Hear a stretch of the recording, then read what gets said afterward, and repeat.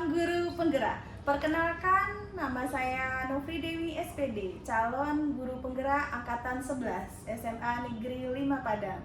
Kali ini saya akan melakukan pra-observasi dengan rekan sejawat bersama dengan Bu Murni, ya Bu Murni. Ya, Bu Murni, jadi sekarang kita akan melakukan pra-observasi. Jadi rencananya nanti saya akan masuk ke kelas Bu Murni untuk melakukan observasi. Tapi sebelumnya kita lakukan pra-nya terlebih dahulu. Jadi biar nanti dalam observasi tidak ada kendala apapun ya Bu Murni. Iya, baik. Oke, baik Bu Murni. Kalau boleh tahu nanti di dalam observasi kira-kira tujuan pembelajaran Bu Murni apa ya? Oh ya, pada pertemuan besok itu tujuan pembelajarannya tentang menulis cerpen. Jadi di sini maksudnya siswa itu mampu menulis cerpen nantinya dari unsur intrinsik yang yang sebelumnya sudah kita pelajari, sehingga nanti terwujudlah sebuah cerpen gitu ya, dari pengalaman siswa itu sendiri. Oke. Berarti nanti tujuan pembelajarannya adalah peserta didik mampu menulis cerpen ya Bu Murni ya. Iya. Oke, baik. Kira-kira aspek pengembangan Bu Murni dalam cerpen itu apa? Aspek pengembangan. Seperti bagaimana ya maksudnya Bu Dewi? Contohnya misalkan target Bu Murni dalam tujuan pembelajarannya apa nantinya? Targetnya Begitu. tentu nanti siswa ini masing-masing itu bisa menulis sebuah cerpen. Iya. Dan kami itu nanti sebagai nilai keterampilan juga bagi kami adalah nanti kumpulan cerpen dari kelas mereka. Oh gitu. Oh, berarti nanti area pengembangannya dari segi menulis, Iya, keterampilan segi menulis ya iya, Bu Murni ya. keterampilan menulis. Oke. Ya. Kira-kira Bu Murni ada nggak strategi begitu untuk bisa mencapai Tujuan peserta pembelajaran didik oh, ini? Iya, peserta didik ini bisa menulis gitu. Ada strategi khususnya nggak? Ya, beberapa penemuan juga di kelas itu kan mereka tuh kan kesulitan dalam mengembangkan paragraf atau kesulitan dalam menyusun kalimat awalnya kan. Jadi di sini saya gunakan strategi dengan menyambung kata awalnya dulu. Jadi nanti siswa itu mengucapkan satu kata dan disambung oleh temannya. Lalu disambung kembali. Misalnya saya contohkan, hari ini adalah hari yang bahagia. Jadi nanti akan terjadi sebuah kalimat, hari ini adalah hari yang bahagia. Nah, jadi nanti dari satu kalimat itu siswa melanjutkan hingga terbentuklah satu paragraf. Jadi itu strategi yang saya gunakan. Berarti itu teknik pelaksanaannya Bu Murni ya. Iya. Kalau dukungan mungkin dari segi sarana prasarana atau media yang digunakan gitu Bu Murni. Iya, ini sangat mendukung ya Bu Dewi. Seperti di kelas itu saya gunakan Infocus, saya menayangkan video, kemudian saya juga memberikan PPT juga kepada anak-anak mengenai unsurnya tadi. Nah, jadi tadi videonya kan ditayangkan tuh. Nah, anak-anak melihat ini unsurnya apa-apa aja yang ada di dalam video.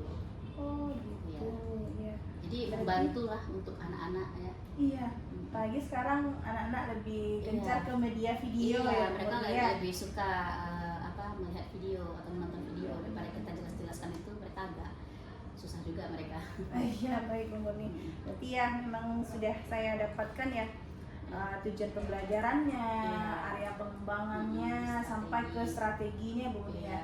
Metode ini yang digunakan kira-kira apa ya Bu Murni? Di sini saya gunakan PBL. PBL. Saya di sini menggunakan PBL karena memang anak-anak memang kan butuh kita bimbing juga di dalam kelompok. Oh iya, baik. Oke.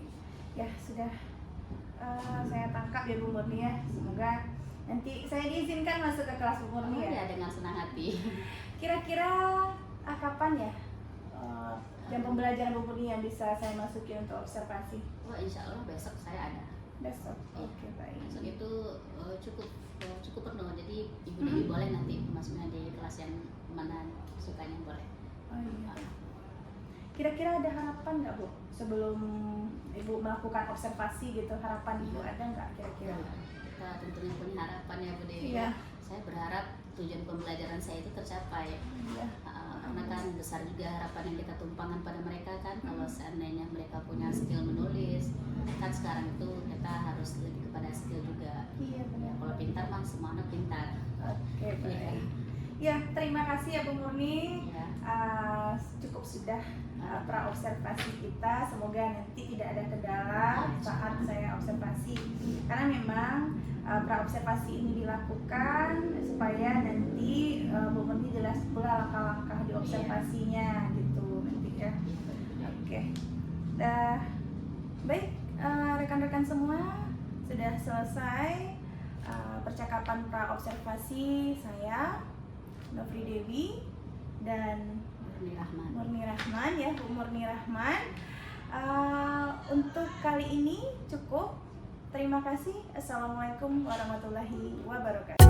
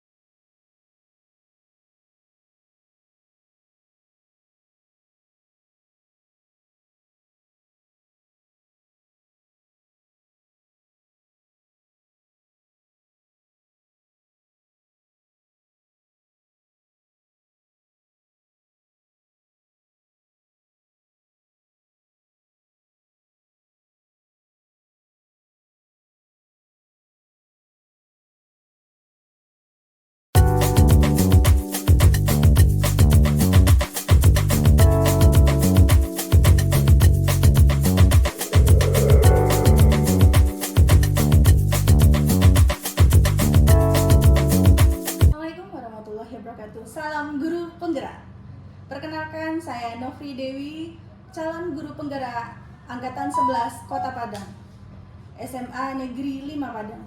Saat ini saya akan melakukan pasca observasi setelah melakukan observasi kemarin dengan rekan sejawat saya. Dalam hal ini diwakili oleh Ibu Murni Rahman, SPD, dan pendamping Ibu Ani Harun, SPD, SD MPD. Baik, teman-teman semua, kita akan mulai pasca observasinya. Oke, baik Bu Murni. Ya. Gimana kabarnya hari ini Bu Murni? Alhamdulillah sehat. Alhamdulillah sehat. Semoga kita sehat selalu ya. Amin. Oke, sebelumnya kita sudah melakukan pra observasi ya Bu Murni. Habis itu sudah juga observasi di dalam Ya, kelas. kelas. Nah, sekarang mungkin saya mau ibaratnya mengulang kembali atau menegaskan, memperkuat gitu ya, lebih tepatnya mengenai observasi dan pra observasi yang sudah kita lakukan. Jadi Bu Murni kan kemarin sudah melakukan pembelajaran di dalam kelas dan saya juga sudah mengamati dengan sangat baik. Nah, menurut Bu Murni, Ya. kira-kira di dalam pembelajaran kemarin area pengembangan Bu Murni itu tercapai tidak? Alhamdulillah tercapai. Tercapai. Kalau nggak salah kemarin area pengembangannya ada 4 bagian ya Bu Murni. Iya. Mulai dari kemarin apa tuh yang Tujuan. 3? Iya, tujuan pembelajaran Bu Murni kemarin itu. Itu kan kita tujuan akhirnya adalah siswa itu bisa menulis sebuah cerpen atau teks narasi dalam bentuk cerpen. Kita mengambil temanya tentang kehidupan sehari-hari mereka. Oh iya, oke. Menurut Bu Murni diferensiasinya di sana udah jalan atau belum tuh? Sudah, itu dari konten, proses dan produk. Oke. Ya, menarik nih Bu Murni. Kan ada diferensiasi konten, Ya. ada diferensiasi produk ya. Iya. Prosesnya ada juga ya. Iya. Nah, diferensiasi konten Bu Murni kemarin menampilkan beberapa. Ya, kemarin itu kan ada penampilan video Iya. dan teks juga. Jadi ada 2 yang mereka amati.